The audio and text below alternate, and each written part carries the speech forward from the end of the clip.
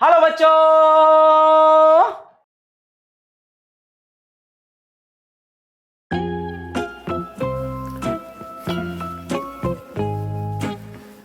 जानते हो एक दिन क्या हुआ?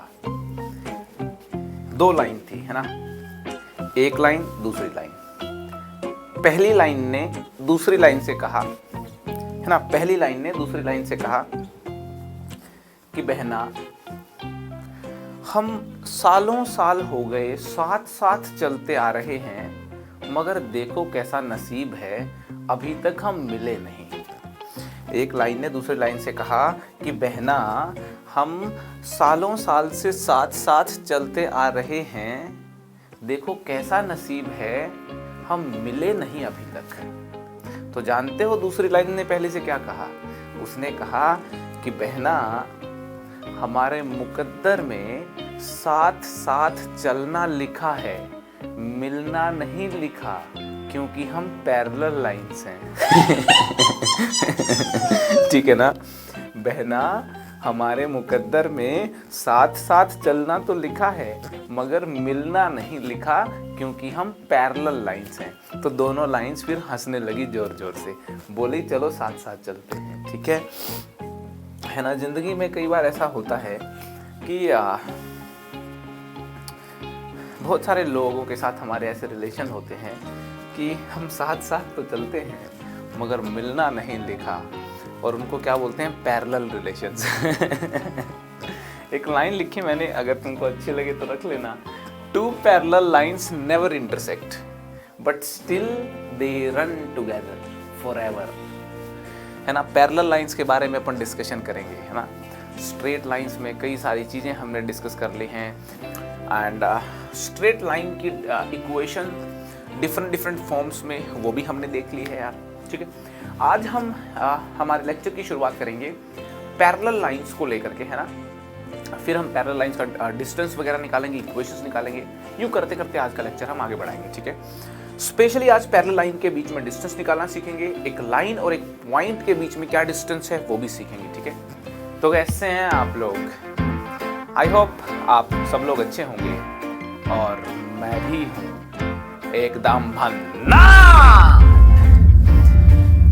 Two parallel lines never intersect, but still they run together forever. चलिए डिस्कशन को आगे बढ़ाते हैं, है ना? डिस्कशन को आगे बढ़ाते हैं। मैंने आपको बताया था लास्ट टाइम पे कि अगर लाइंस पैरेलल हों तो क्या कंडीशन होती है ना? पैरेलल लाइंस की एक बार डिटेल्ड डिस्कशन करते हैं ना।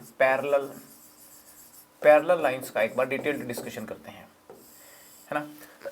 है ना? पैरेलल लाइंस कुछ ऐसी होती हैं, है ना, साथ साथ चलती हैं, है ना, जिंदगी भर का साथ है, मगर मिलना इनके मुकद्दर में नहीं है। ठीक है, जो पहली लाइन है, पहली लाइन का जो स्लोप है, पहली लाइन का जो स्लोप है यार, उसको m1 मान लेते हैं। ठीक है, जो दूसरी लाइन का स्लोप है उसको यार m2 मान लेते हैं। ठीक है, स्ट्रेट लाइंस मतलब कोऑर्डिनेट ज्योमेट्री की भाषा में बात की जाए, कोऑर्डिनेट ज्योमेट्री की भाषा में बात की जाए तो दो लाइंस का स्लोप जो है ना, अगर सेम हो जाए, है ना, m1 m2 हो जाएगा, m1 और m2 बराबर हो जाएगा, if m1 equal to m2, तो लाइंस क्या हो जाएंगी? Then lines will be parallel, then line will be parallel, lines parallel हो जाएंगी दोस्तों। ठीक है ना? m1 और m2 क्या हो जाएंगे? बराबर हो जाएंगे, तो लाइंस क्या हो जाएंगी? पैरेलल हो जाएंगी, है ना? पैरेलल लाइंस को यार बड़ा सीधे तरीके से समझा जा सकता है। दो लाइंस का डायरेक्शन सेम होना, है ना, डायरेक्शन सेम हो तो, है ना, डायरेक्शन सेम होना चाहिए, तो लाइंस क्या होंगी? पैरेलल होंगी। प्लेन्स भी पैरेलल होते हैं, है ना, जैसे दो प्लेन्स ये वाले हैं, देखो दो प्लेन्स दिख रहे हैं ना, ये प्लेन है। ठीक है, ये दो प्लेन्स हैं, दो प्लेन पैरेलल कैसे होंगे? यूं करके। ठीक है, जब 3 डायमेंशन ज्योमेट्री सिखाऊंगा तब बताऊंगा कि प्लेन्स पैरेलल कब होते हैं। ठीक है, अभी 2 डायमेंशनल ज्योमेट्री की बात कर रहे हैं अपन, तो लाइंस की बात कर रहे हैं ना, दो लाइंस पैरेलल हैं जब उनके स्लोप बराबर हैं। ये तो अपन ने स्लोप की टर्म्स में देखा। अगर इन दोनों की इक्वेशंस दे दूं मैं, ठीक है ना,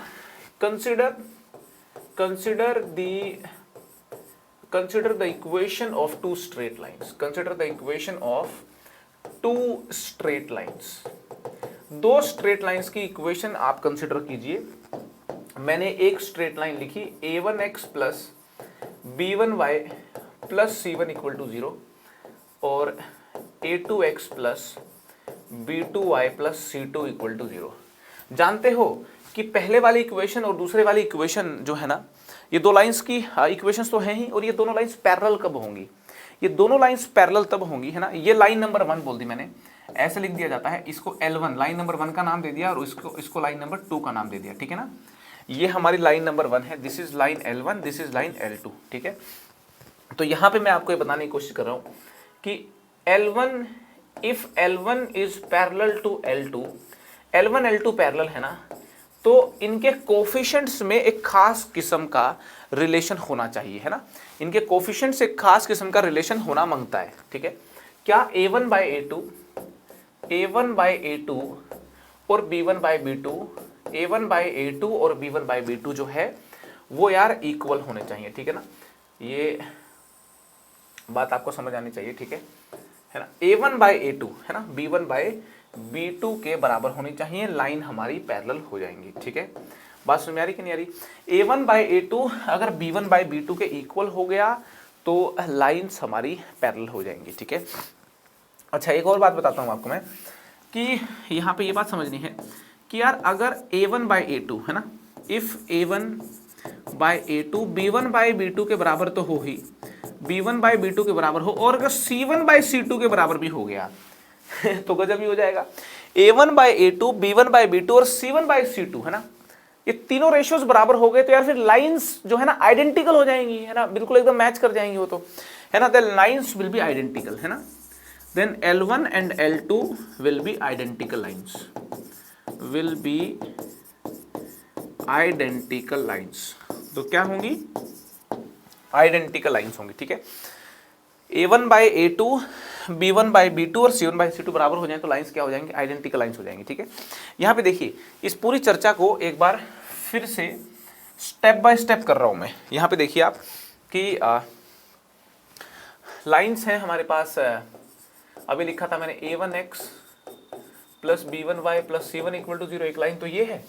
दूसरी लाइन है A2x plus B2y plus C2 equal to 0। देखिए इसको यूँ लिखते हैं, B1y is equal to minus A1x,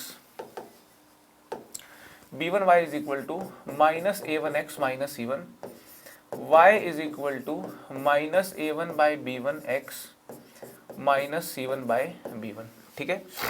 और यहाँ से देखो B2y हो गया हमारा माइनस A2x माइनस C2, और y देखा जाए ना स्लोप फॉर्म में लिख रहा हूँ मैं, है ना, मैं लिख रहा हूँ स्लोप फॉर्म में, ठीक है। अब यहाँ पे ये जो है ना x का कोफिशिएंट, ये क्या है? ये स्लोप है यार, ये पहली लाइन का स्लोप है ना, ये पहली लाइन का स्लोप है, मतलब m1 है, ठीक है।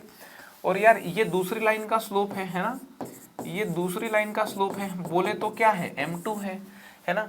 लाइंस पैरेलल हैं, ये वाली लाइंस L1 की बात कर रहा हूं मैं, इस लाइन L2 की बात कर रहा हूं मैं।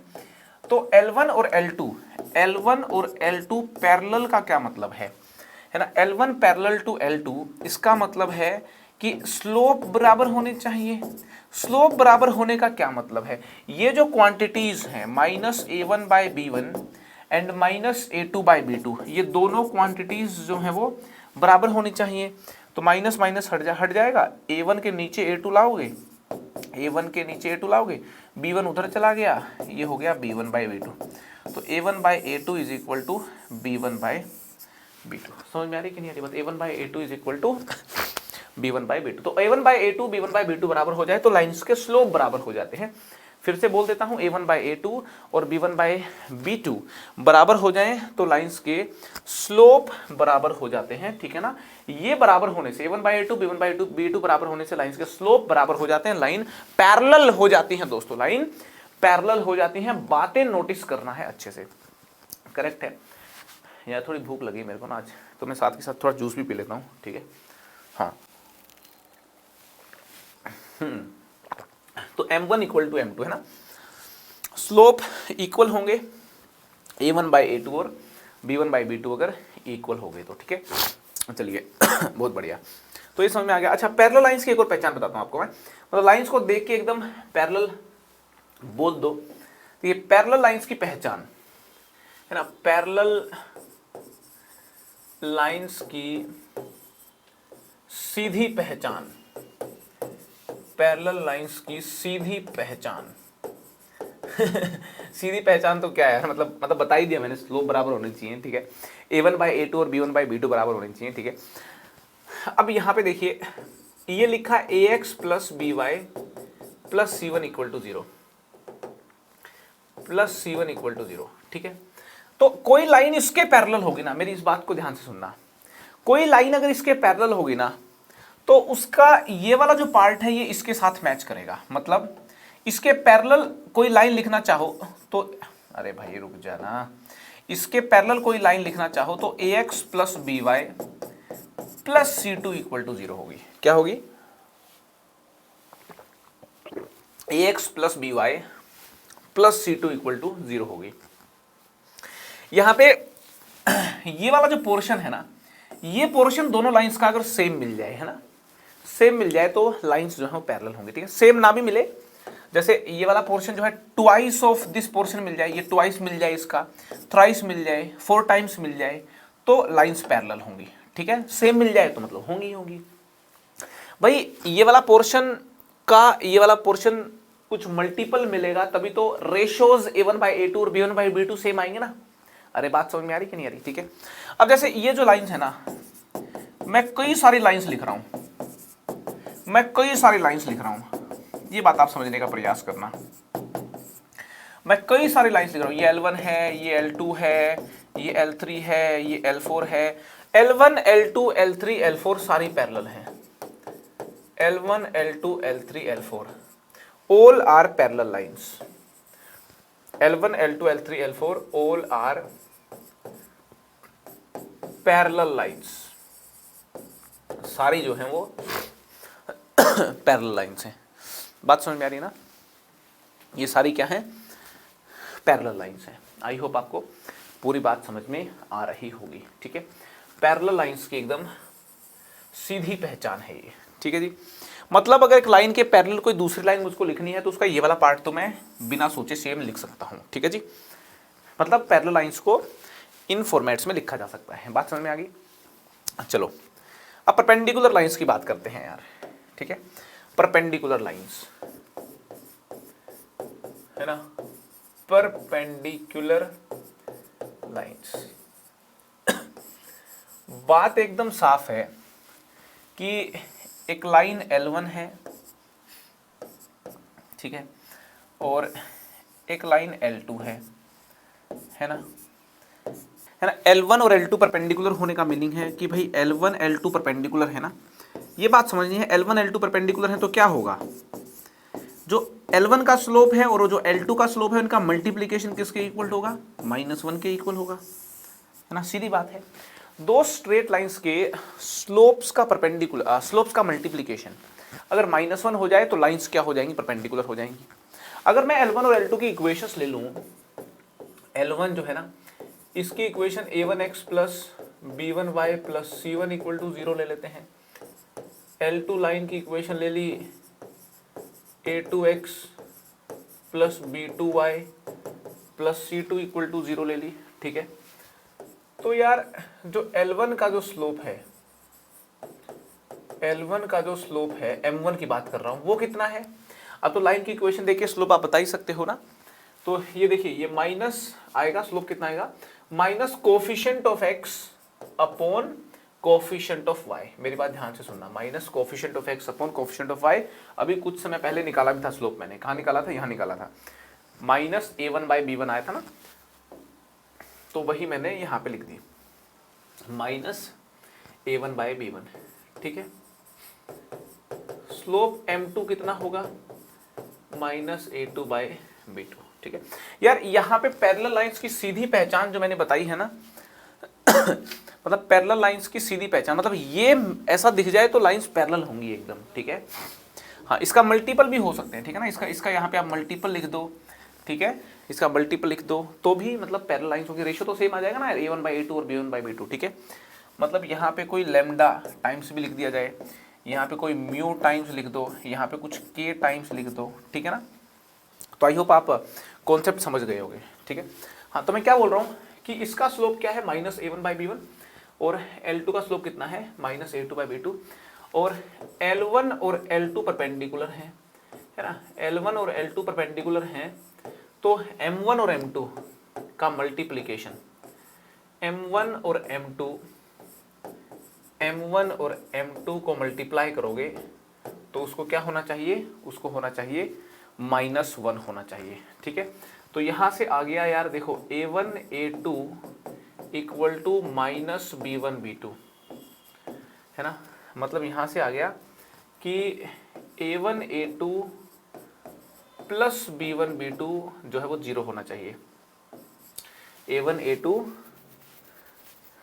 प्लस B1 B2 0 होना चाहिए, या इसी बात को यूं भी लिख सकते हैं अपन, देखो इसको मैं यूं लिख दे रहा हूं, यहाँ लिख दो A1 बाई B1, यहाँ देखो A1 बाई B1 जो है ना, पहली लाइन का जो A1 बाई B1 है ना, माइनस माइनस प्लस हो गया, इसको उधर लेके जाओगे तो माइनस B2 बाई A2 होना चाहिए। ये बात समझनी है अपने को, A1 by B1 minus B2 by A2 होना चाहिए।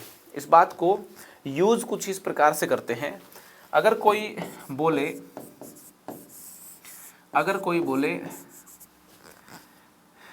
a line perpendicular to the line, है ना, to the line ax plus by plus c1 equal to 0 will be of the form of भाई एक लाइन जो इसके परपेंडिकुलर हो, है ना, इस लाइन के परपेंडिकुलर हो, उसकी शक्ल पता है कैसी होती है, ए और बी को तो स्विच कर दो, है ना, ऐसे कर दो bx ay और यहां लगा दो माइनस। ये इंटरेस्टिंग बात है समझनी कि इसके परपेंडिकुलर कोई लाइन अगर आपको चाहिए ना तो उसकी शक्ल ऐसी होगी, bx minus ay plus c2 equal to 0, है ना। और अगर कोई लाइन के पैरेलल अपने को लाइन चाहिए, है ना, ये बात भी लिख देता हूं यहां पे, any line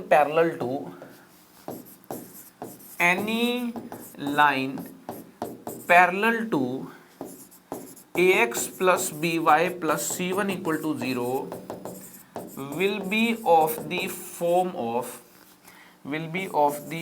of किस फॉर्म की होगी, उसका ये बिल्कुल इसके साथ मैच करेगा, ax plus by constant term में फर्क मिलेगा बस, प्लस c2 या प्लस c इक्वल टू 0। ये बात समझनी है ना। इसके पैरेलल अगर कोई लाइन अपने को लिखनी पड़ जाए तो ये वाली दो टर्म्स जो है उनको सेम रखो, ठीक है ना, कांस्टेंट टर्म में फर्क मिलेगा आपको, ठीक है ना। और परपेंडिकुलर लाइंस में क्या है, परपेंडिकुलर लाइंस में मैंने बता दिया आपको कि ax plus by plus c1 equal to 0, है ना, तो bx minus ay plus c2 equal to 0 क्या होगी, इसके परपेंडिकुलर लाइन होगी, ठीक है ना।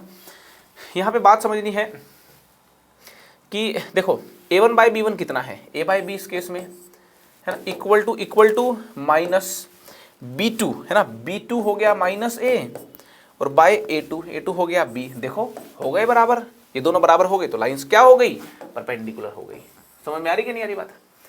तो यार पैरेलल और परपेंडिकुलर लाइंस की कंडीशन समझ में आ गई, और पैरेलल और परपेंडिकुलर लाइंस की इक्वेशंस में क्या सिमिलैरिटी होती है, मतलब कैसे वो दोनों इक्वेशंस एक दूसरे के साथ जुड़ी हुई होती हैं, वो बात भी देख ली। पैरेलल लाइंस की इक्वेशंस में जो लुक्स हैं उनकी वो कुछ ऐसी नजर आएंगी पैरेलल लाइंस की इक्वेशंस की, और करेक्ट है ना, ठीक है, हाँ। और परपेंडिकुलर लाइंस की इक्वेशंस की जो लुक्स हैं वो कुछ ऐसी नजर आएंगी, ठीक है। ये जो पहली टर्म है इसकी ax प्लस by है तो इसकी bx माइनस ay होगी। समझ में आ रही है ना बात आपको, ठीक है। आई होप ये सारी कहानी आपको समझ में आ गई होगी, ठीक है, राइट। अब देखिए, है ना, ये समझ में आने के बाद यार अब अपन एक और, है ना, खास कॉन्सेप्ट का डिस्कशन करेंगे। अपन डिस्टेंस बिटवीन पैरेलल लाइंस सीखेंगे यार, distance between parallel lines, distance between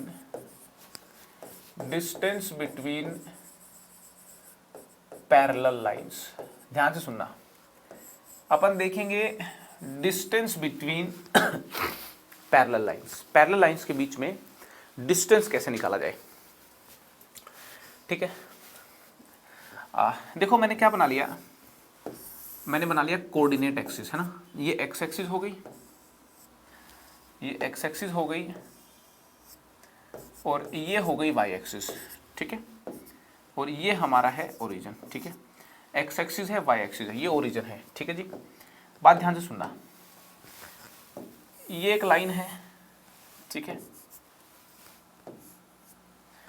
ये यार दूसरी लाइन है,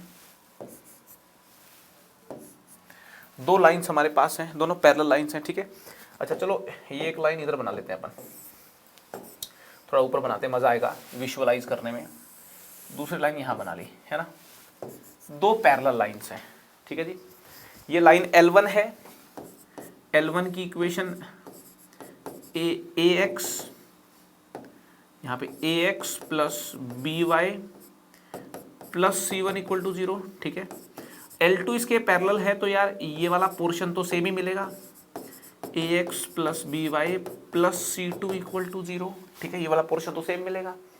L1 L2 पैरेलल है, इनके बीच का डिस्टेंस क्या होता है, इनके बीच में ये जो शॉर्टेस्ट डिस्टेंस है ना, परपेंडिकुलर डिस्टेंस, इसको डिस्टेंस बोला जाता है, पहले तो ये समझना है।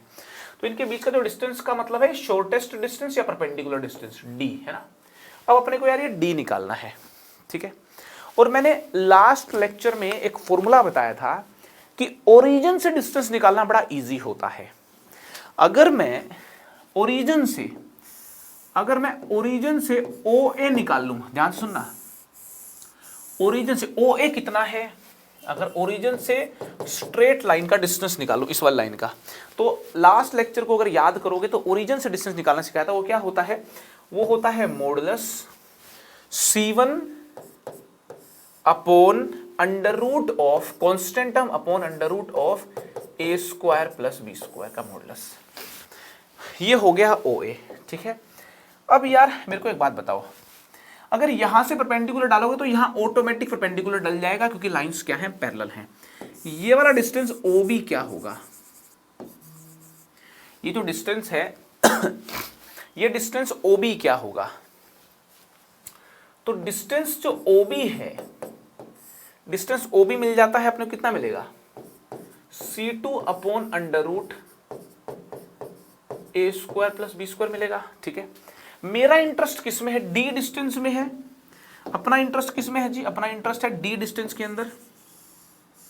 अब मुझे बताओ जो ये d डिस्टेंस है, क्या ये इस वाले डिस्टेंस के इक्वल है क्या, AB डिस्टेंस के इक्वल, बिल्कुल है जी। तो AB डिस्टेंस कितना हुआ,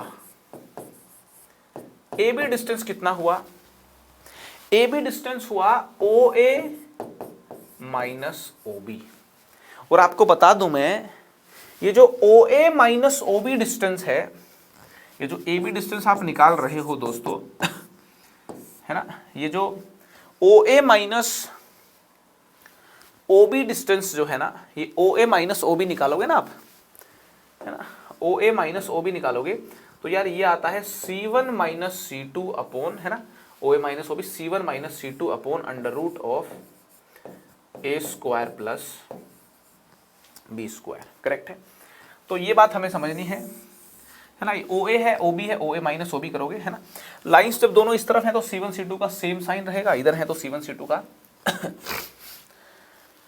C1 C2 का सेम साइन रहेगा ना, हाँ सेम साइन रहेगा, दोनों इधर होंगी तो भी सेम साइन रहेगा, तो उस केस में माइनस करने में कोई दिक्कत ही नहीं है ना। तो परफेक्टली यहाँ पे एनालाइज करके मैंने बात लिखी है कि ये देखिए, ये फॉर्मूला बन गया है, यहाँ पे फॉर्मूले को ध्यान से देखें, distance between two parallel lines, distance between two parallel lines निकल गया है C1 minus C2 upon root a square plus b square. इस फॉर्मूला को अप्लाई करते हुए दो बातों का ध्यान रखना होता है, इस फॉर्मूला को अप्लाई करते हुए दो बातों का ध्यान रखना होता है।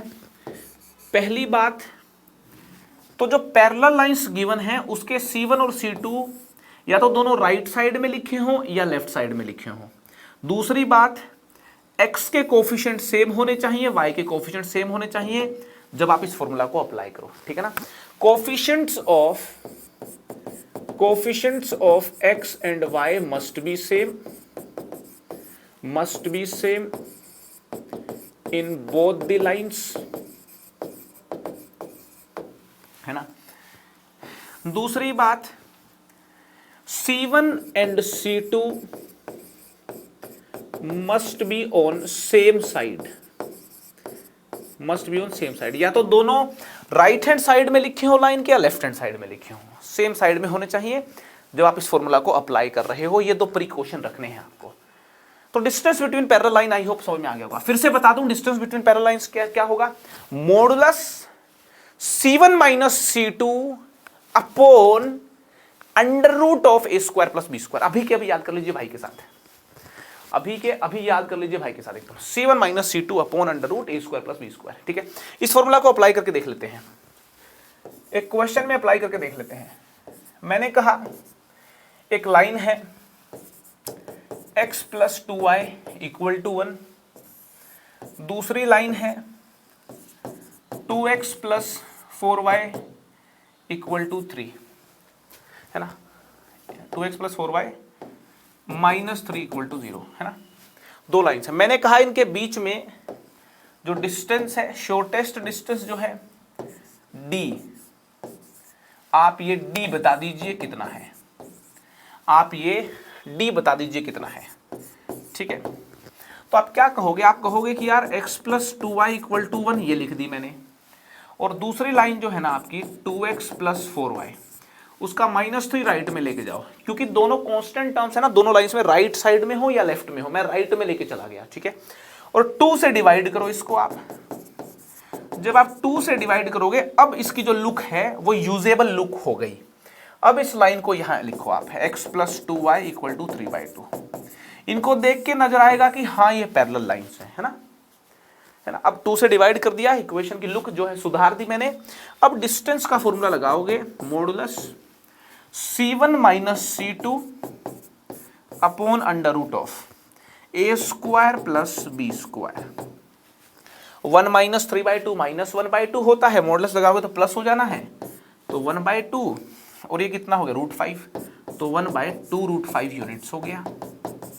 अरे समझ में आ गया भाई, पैरेलल लाइंस के बीच का डिस्टेंस निकालना बेहद आसान है, बेहद इजी है, समझ आ जाना चाहिए। ठीक है, अब एक और कॉन्सेप्ट की बात करते हैं। अब अपन बात करते हैं यार distance between a point and a line. बेहद इंपॉर्टेंट कॉन्सेप्ट्स हैं ये, काफी काम आएंगे। Distance between a point, point बोले तो x1, y1 ले लो, एंड अ लाइन, लाइन बोले तो ax plus by plus c equal to 0 ले लो।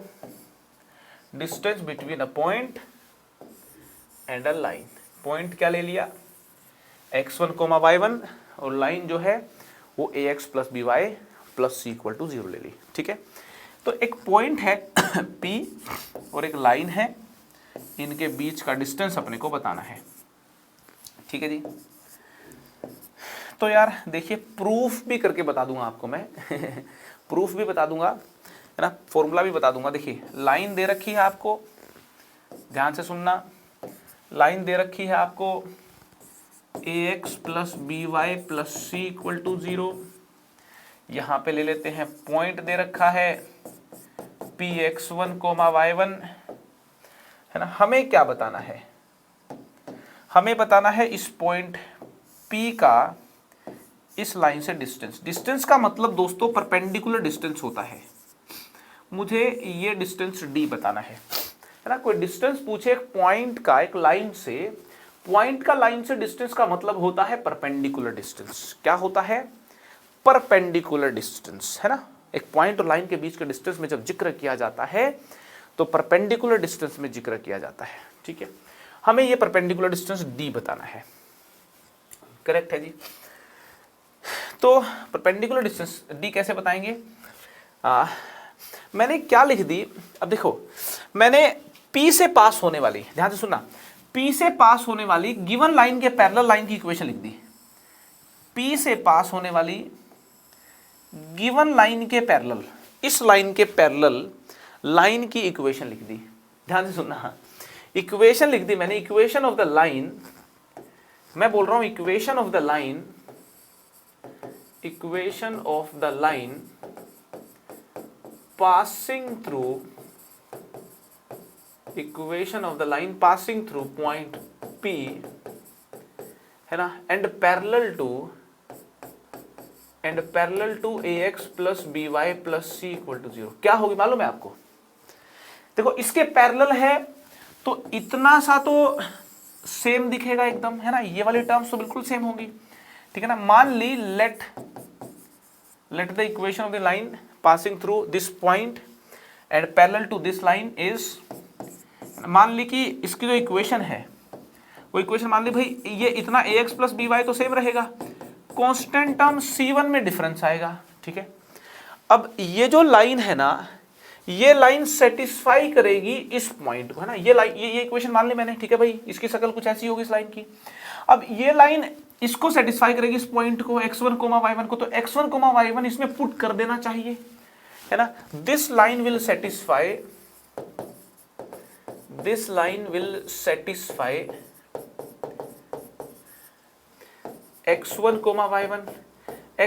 y1 सेटिस्फाई करेगी, तो इसका क्या मतलब निकला, x1, y1 डाल के देखें, ax1 plus by1 plus c1 equal to 0, x1, y1 डाल दिया मैंने, ठीक है।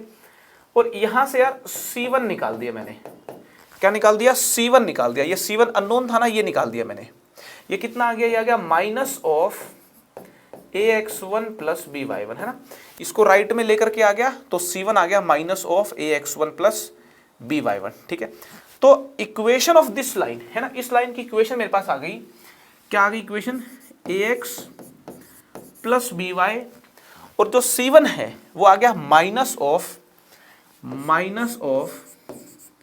ax1 plus by1 equal to 0। अब तो यार बेहद एकदम आसान हो गया काम अपना, दो पैरेलल लाइंस की इक्वेशन मिल गई हैं, इनके बीच का डिस्टेंस निकालना तो बेहद आसान है, क्योंकि अभी फॉर्मूला देखा हमने, mod c1 minus c2 upon root a square plus b square. तो ये जो डिस्टेंस d है, ये डिस्टेंस d निकाले, अगर मान लेते हैं दिस, ये c1 है, इसको c1 ले लेता हूं मैं, देखिए जरा कलर चेंज करते हैं, मजा आएगा। ये c1 है, ये c2 है, तो दिस माइनस दिस करेंगे तो क्या आ गया, मोड दिस माइनस दिस करेंगे तो माइनस माइनस प्लस हो गया, ax1 plus by1 upon under root of a square plus b square. तो आप देख लें डिस्टेंस निकल के आ गया है, डिस्टेंस d निकल के आ गया है, mod ax1 plus by1 plus c, ax1 plus by1 plus c upon under root of a square plus b square, ठीक है। कौन सा डिस्टेंस है ये, सिचुएशन क्लियर मालूम होनी चाहिए कि अगर एक line ax plus by plus c equal to 0 given है और एक point x x1 y1 given है, तो इस पॉइंट का इस लाइन से जो डिस्टेंस है, डिस्टेंस बोले तो परपेंडिकुलर डिस्टेंस की बात होती है हमेशा, ये डिस्टेंस d इस फॉर्मूले ने निकाल के दे दिया। अभी के अभी फॉर्मूला याद कर लीजिए, अभी फॉर्मूला याद कर लीजिए कि जो डिस्टेंस d है तो वो क्या होगा, वो होगा modulus ax1 plus by1 plus c upon under root of a square plus b square. इसको याद रखना बेहद इजी होता है भाई, नीचे वाली टर्म तो बेहद आसान है, under root of a square plus b square, और ऊपर वाली टर्म जो है ना ये भी बेहद आसान है, x1 y1 पॉइंट को इसमें सेटिस्फाई करा के इस टर्म को उठा के रख दो बस यहाँ पे, है ना। ऐसा लगता है, ऐसा दिख रहा है जैसे मान लो इस टर्म को उठा के यहाँ लिख दिया हो किसी ने, और x की जगह x1 लिख दिया हो और y की जगह y1 लिख दिया हो, है ना। तो यार distance between a point and a line निकालना बेहद इजी है, फॉर्मूला बेहद इजी है, याद हो जाना चाहिए। फॉर्मूला अप्लाई कैसे करते हैं आइए देख लेते हैं एक बार, फॉर्मूला कैसे अप्लाई करते हैं। मान लो हमको कोई बोल दे कि लाइन L है 2x plus 3y plus 5 equal to 0, और एक कोई पॉइंट P दे दे हमको -1, 2, और बोले कि यार ये वाला डिस्टेंस बताओ d, ये वाला डिस्टेंस d बताओ, तो डिस्टेंस d क्या होगा, डिस्टेंस डी क्या हुआ, इस पॉइंट को उठा के इसमें डाल दो आप, 2 इंटू -1 प्लस 3 इंटू 2 प्लस 5, ये हो गया ax1 plus by1 plus c upon under root of a क्या है कोफिशिएंट ऑफ x इसका स्क्वायर, b क्या है कोफिशिएंट ऑफ y इसका स्क्वायर, ठीक है, इसका ले लिया मॉडुलस। तो 6 + 5 11 - 2 हो गया 9 divide by under root of 9 और 4 कितना हो गया 13। तो डिस्टेंस d आ गया मेरे प्यारे मित्रों 9 डिवाइड बाय √13। कितना आ गया 9 डिवाइड बाय √13। क्लियर है एकदम, ठीक है। तो बेहद आसान है एक पॉइंट और एक लाइन के बीच में डिस्टेंस का निकलना, ठीक है जी। चलिए एक क्वेश्चन करा देता हूं तुमको, है ना, mirror image problem.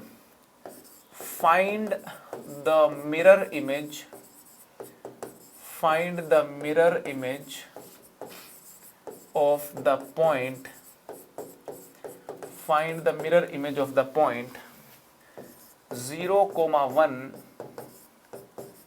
in the line mirror x plus 2y equal to 3, है ना। मिरर इमेज प्रॉब्लम, ये क्या है, मिरर इमेज प्रॉब्लम है। मिरर इमेज के सवाल कैसे सॉल्व करते हैं आपको आइडिया लग जाएगा। Mirror image problem, mirror image problem है ये भाई, मिरर इमेज प्रॉब्लम, ठीक है। तो इसमें क्या गिवन है, इसमें एक लाइन है हमारे पास x plus 2y equal to 3, ठीक है, और एक पॉइंट है 0,1, है ना। कहा है लाइन मिरर की तरह एक्ट कर रही है ना, मिरर की तरह एक्ट कर रही है, और इस लाइन के अंदर इस पॉइंट की मिरर इमेज बताओ, है ना। ये पॉइंट है, इसको मान लेते हैं पॉइंट A, है ना, इसकी मिरर इमेज बतानी है। तो यार सबसे पहले तो मैं चाहूंगा कि आप खुद ब खुद इस क्वेश्चन को अटेम्प्ट करें, अटेम्प्ट करके कमेंट बॉक्स में कमेंट करके अपना आंसर बताएं, है ना। और अभी तक स्ट्रेट लाइन में सारी बातें समझ आ गई हैं क्या, वो बात भी मुझको बता दें, ठीक है जी। तो मिरर इमेज इस पॉइंट की इतनी ही दूरी पे इस लाइन से ऐसे, प्लेन मिरर में मिरर इमेज कैसे निकलती है मालूम है ना आपको, जो ऑब्जेक्ट का डिस्टेंस है मिरर से वही इमेज का डिस्टेंस होता है मिरर से, ठीक है। मिरर इमेज इसकी a की a' मान लो a, b क्या है मिरर इमेज है, ठीक है ना। मान लिया मैंने, let a' be the mirror image, है ना, let a' be the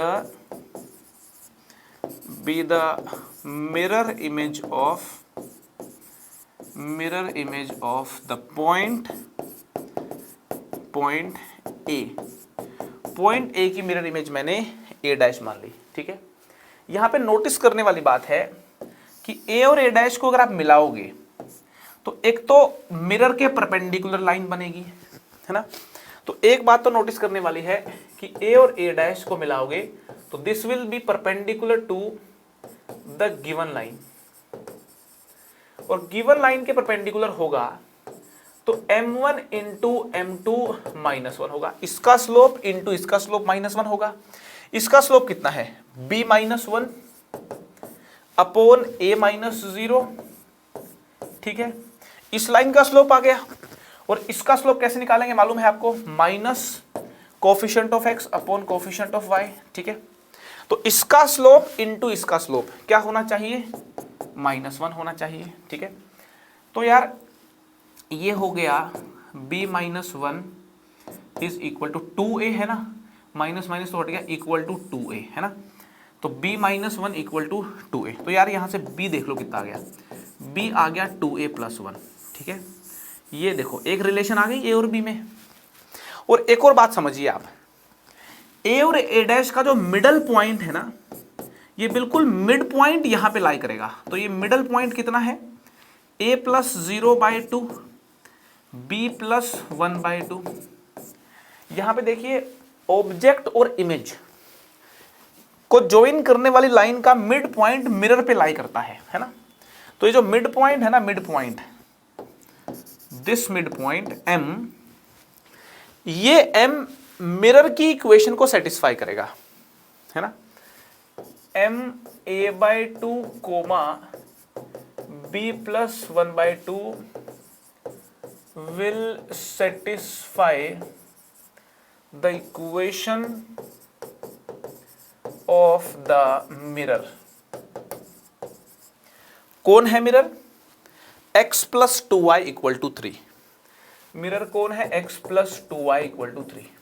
satisfy करवा दो, x की जगह a/2 डाल दो, है ना, y की जगह पे डाल दो b प्लस 1/2 इक्वल टू 3। ठीक है, तो ये हो गया a plus 2b plus 2 equal to 6। ठीक है, तो यार ये हो गया a plus 2b is equal to 4। a plus 2b equal to 4 हो गया। और यहाँ निकाला था b equal to 2a plus 1। यहाँ कितना निकाला था? b equal to 2a plus 1। आप लोग इतने बड़े हो चुके हो कि 2 लीनियर इक्वेशंस इन 2 वेरिएबल सोल्व करना आता होगा। तो b जो है ना, b उसकी वैल्यू उठा के यहाँ डाल दो, b की वैल्यू उठा के यहाँ पे डाल दो। ठीक है, तो a प्लस 2, b की वैल्यू कितनी है? 2a प्लस 1 है कि नहीं है? ठीक है।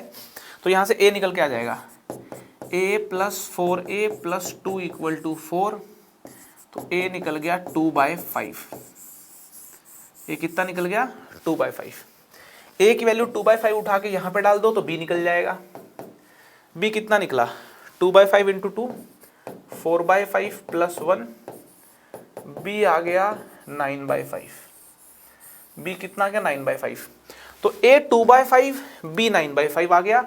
तो मिरर इमेज कितनी आ गई? a comma b, a dash mirror image आ गई 2/5 कोमा 9/5। ये आ गई है आपके सामने मिरर इमेज। क्या आ गई है जी? मिरर इमेज आ गई है। करेक्ट है एकदम। तो यार ये सारी कहानी थी मिरर इमेज की। ठीक है जी, मिरर इमेज की कहानी थी, पैरेलल लाइंस की कहानी थी, है ना, परपेंडिकुलर लाइंस की कहानी थी, डिस्टेंस बिटवीन पैरेलल लाइन निकालना आ गया, एक लाइन पॉइंट के बीच का डिस्टेंस निकालना आ गया, सारे डेरिवेशंस मैंने आपको कराए हैं। आई होप आपको सब कुछ समझ में आ गया होगा। फंडामेंटल लेवल पे सारी बातें कंप्लीट कर दी मैंने स्ट्रेट लाइंस में। ठीक है, तो यार मुस्कुराना तो देखो जिंदगी में बड़ा जरूरी है, साथ साथ चलना है। तो हम और आप भी तो पैरेलल लाइंस हैं, साथ चल रहे हैं, कभी मिले भी नहीं। ठीक है, मुस्कुराते रहिए दोस्तों, अपने आसपास के लोगों को हंसाते रहिए, खुश रहिए। मुलाकात होगी जल्दी ही फिर से। Bye bye.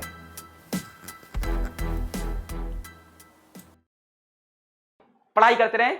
All the very best.